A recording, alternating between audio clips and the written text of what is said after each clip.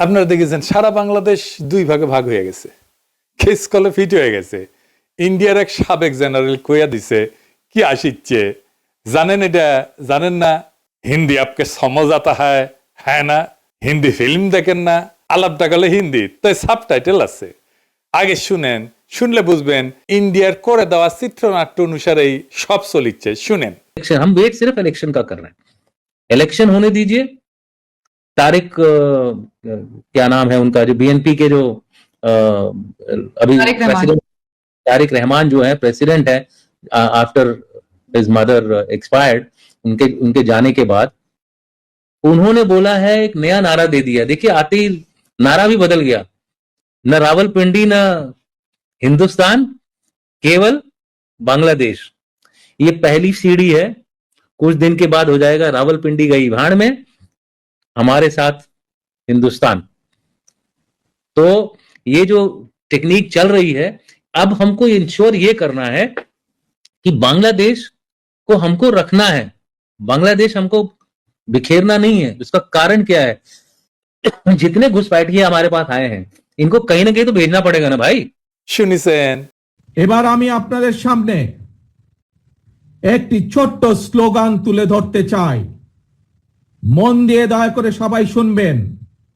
প্রথমে আমি স্লোগানটি বলবো, মন দিয়ে শুনবেন, তারপরে দ্বিতীয়বার আবারও আমি বলবো, তখন দয়া করে সকলে আমার সামনে স্লোগানটি আপনারা একই সাথে বলবেন।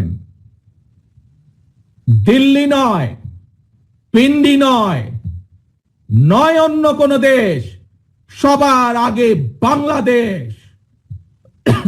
প্রিয় সমাবেশ বলুন, প্রিয় দেশবাসী বলুন, দিল্লি নয়, পিন্ডি নয়, নয় অন্য কোন দেশ, সবার আগে বাংলাদেশ।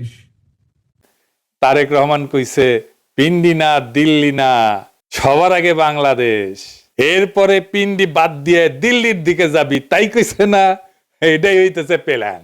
বাংলাদেশ জাতীয়তাবাদী দলের একজন সদস্য হিসাবে আপনাদের সামনে আমি বলতে চাই, আই হ্যাভ এ প্ল্যান।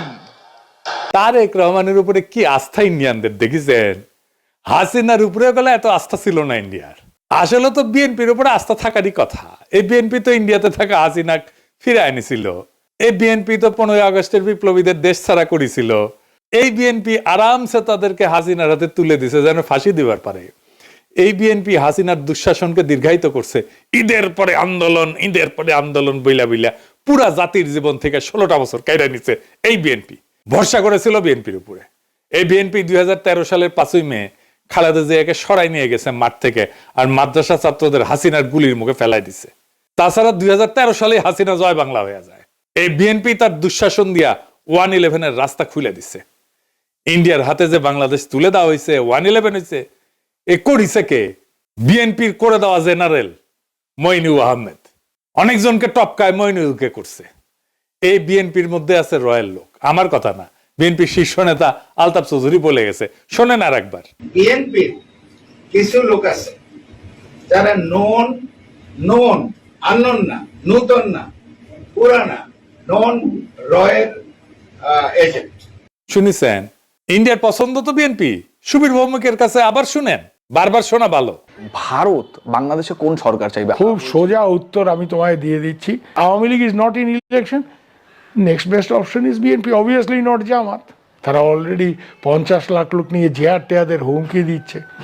ফলে জামাত অবভিয়াসলি ইন্ডিয়া চাইবে না। অত অনেক কথা, ডিপ্লোম্যাটিক কথা বলে তো লাভ। কানেকশনটা হচ্ছে 71। আমরা একসাথে, আমার সৈন্য এবং মুক্তিযোদ্ধারা রক্ত ঝরিয়েছে, সেই সুবাদে Awami League. This is the historical fact.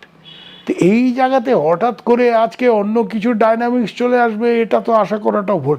কিন্তু যে গভর্নমেন্ট আসবে তার সাথে ইন্ডিয়াকে তো ডিল করতে হবে। এই বিএনপির একমাত্র কাজ হইতেছে এবং মিশন হইতেছে আওয়ামী লীগকে ফিরে আনা। ইন্ডিয়া জানে যে এটা অপদার্থের দল, এটা এক্সপোর্ট কোয়ালিটির ভালচুন, এটাও জানে। দেশ চালাইতে পারবে না, এটাও জানে। আপনারা দেখেন বিএনপির শাসনগুলো সবকটা ফেলিওর। দিল্লি নয়, পিন্ডি নয়, নয় অন্য কোন দেশ, সবার আগে বাংলাদেশ।